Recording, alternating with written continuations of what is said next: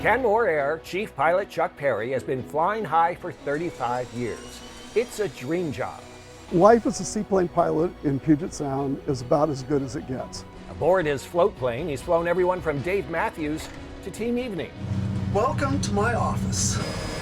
And flights with Chuck are always scenic and safe. Chuck's retiring, and we'll miss him.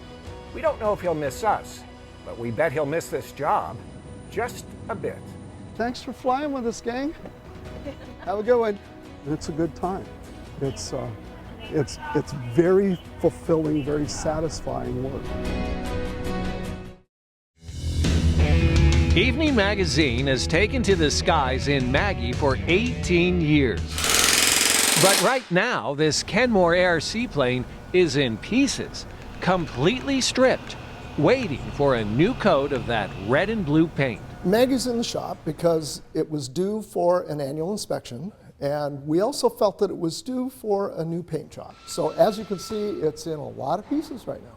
Getting Maggie back into flying shape involves a big to-do list. There's nothing in the inside. Fuel tanks are gone, the floor's gone, the interior's gone. This is a Pratt & Whitney PT6-34 turbine engine, and this is where the prop goes. The first Maggie was a de Havilland Beaver. This is actually Maggie number 2. It's a, you say it, Chuck. Maggie is a de Havilland DHC-3T turbine otter. Very dependable, very smooth, very quiet. A delightful airplane to fly. Once mechanics put her back together, she'll get that trademark coat of paint that sets her apart from the rest of the Kenmore fleet. It's a very intensive paint job with a lot of graphics and a lot of interest, and it gets a lot of comments from the public when we pull up to a dock. And here is your sneak peek at that new paint job. Well, we haven't worked out all the final details yet, but use your imagination, and this is pretty close to what Maggie's going to look like when we get it out of the shop. A made-over Maggie will take to the skies again in late May. I can't wait for him to get new paint on this and the new graphics. I'm looking forward to flying it again. I miss her. I can't wait to get out. Take the gang out. We'll go explore the Pacific Northwest and have some fun with Maggie.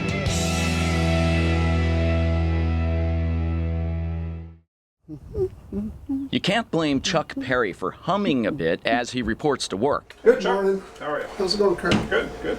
It looks like I'm in 50. After all, this is his office. Life as a seaplane pilot in Puget Sound is about as good as it gets. Kenmore Air's chief pilot got his license 30 years ago in Ketchikan, Alaska, and got hooked on planes with pontoons. He took our crew flight-seeing and explained the attraction. There's something about just flying floats that is very different from flying airplanes on wheels. Welcome to my office. We fly into an organic runway with boats and people and paddle boarders and kayaks. The decision-making process in seaplane flying is quite a bit higher than flying a wheel plane into Boeing Field. So that part of it keeps us very engaged. Chuck often has the chore, or pleasure, of flying us in Maggie, a de Havilland Turbo Otter. He also gets the real celebs. One of the perks to being the chief pilot is that I do get to fly some of our more famous customers around. One of my favorites is Dave Matthews. But the true perk of working for this respected seaplane operation is getting to see the Pacific Northwest from this angle. It's just a gorgeous area to fly an airplane around. It doesn't get old. It really is a good time. On a bluebird day, flying float planes can be one of those jobs that feels like a vacation. You know, we go out there every day. We still have pilots that have been here for 25 plus years who on the morning departure out of here will head down the lake and gets out his camera and takes a picture of Mount Rainier. So now you know what makes Chuck Perry hum. Thanks for flying with us, gang. Have a good one. It's a good time. It's very fulfilling, very satisfying work.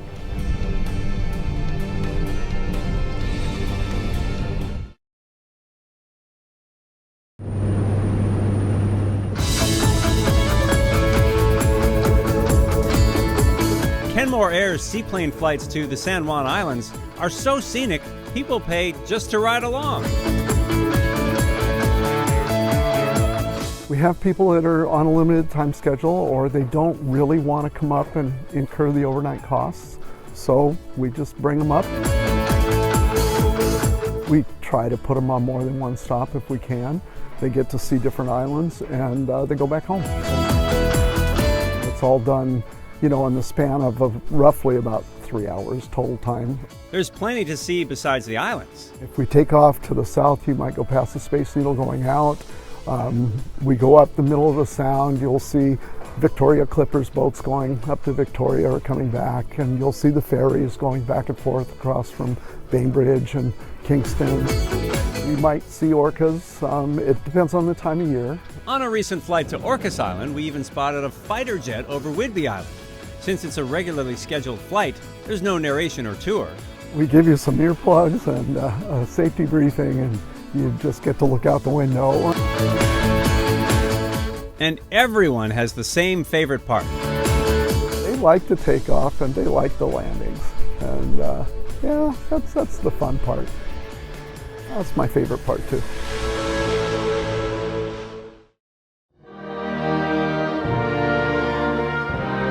A Whistler Blackcomb lift ticket for $60 instead of $80. A $250 room at the Empress Hotel in Victoria for $190. Americans are flocking and flying to Canada to get a bigger bang for their travel buck. The exchange rate's pretty favorable, and we're seeing a lot more Americans and other foreign nationals going into Canada. There are lots of deals to be had, and your money goes a long way. The owner of West Coast Wilderness Lodge on British Columbia's Sunshine Coast is seeing a lot of bargain shoppers this season. I'm definitely sure Americans are coming to Canada because they're getting close to a 30% discount, which is really quite nice. Oh, Canada! We're sorry your loonie is weak, but we thank you for being such great neighbors and such a great deal. For now. I like my lunch costs when I'm in the country.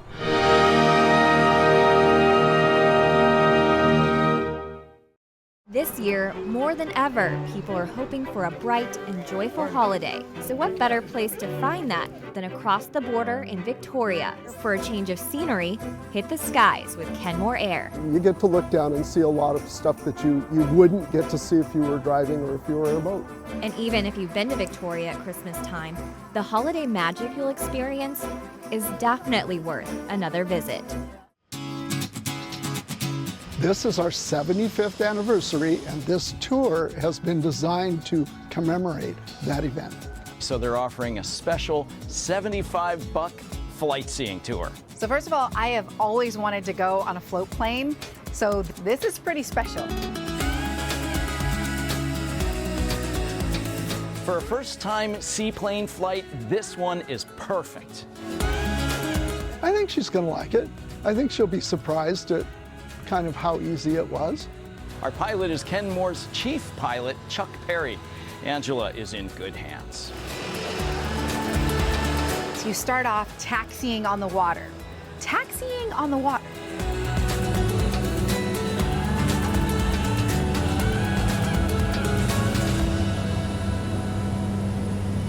Well, we take you down the lake and we take a right-hand turn at Webster Point. We go out the ship canal, and so you get to see the UW and you get to see downtown.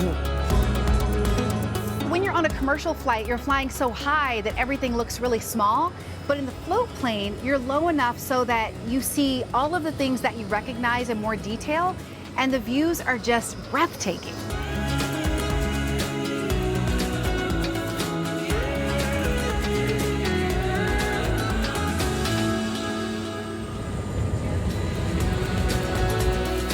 If you've never flown with Kenmore Air before and you were thinking it might be a fun thing to do, you're right, and this is a great way to do it.